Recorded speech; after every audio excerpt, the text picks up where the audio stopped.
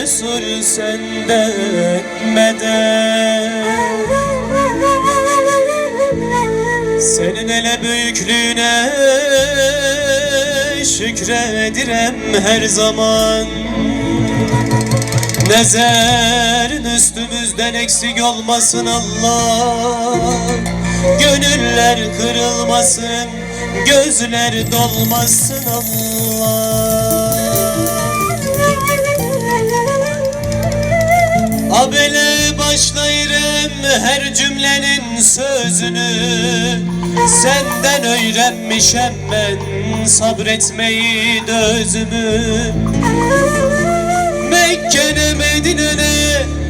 Mekke'ne Medine'ne sürmüşem ki yüzümü. Açılan çiçeklerin vakti solmasın Allah. Bir de analarımız saçın yolmasın Allah.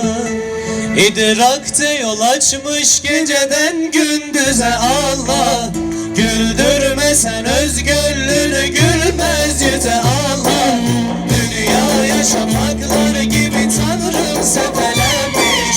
Alemin gözü yanmazsa görünmez göze Allah. Görünmez göze Allah. Kalbin gözü yanmazsa görünmez göze Allah. Görünmez göze Allah.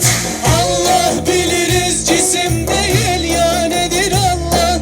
Haleyli, haleyli, haleyli. En yüksek olan hakta hakikattedir Allah. Haleyli, haleyli, haleyli. Dondunsa tekamül ve güzellikler önünde. Bu hayrettedir Allah, bu hikmettedir Allah. Liyagattedir Allah, hakikattedir Allah. Sedakattedir Allah, muhabbettedir Allah.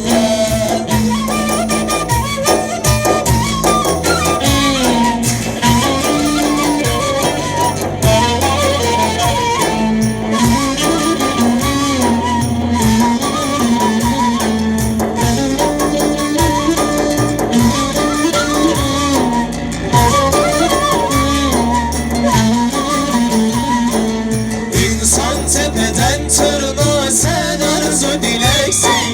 Nefsinde doyumsuz fakat aşkında meleksin. Zulmün yüzüne hak denilen silleni çeksen. Sillende mühürlenmiş o gayrettedir Allah. O gayrettedir Allah. Sillende mühürlenmiş o gayrettedir Allah. O gayrettedir Allah.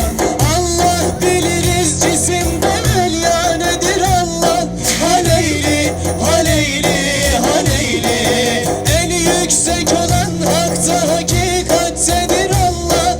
Haleyli, haleyli, haleyli. Dondunsa tekamül ve güzellikler önünde. Bu hayrettedir Allah, bu hikmettedir Allah. Liyagattedir Allah.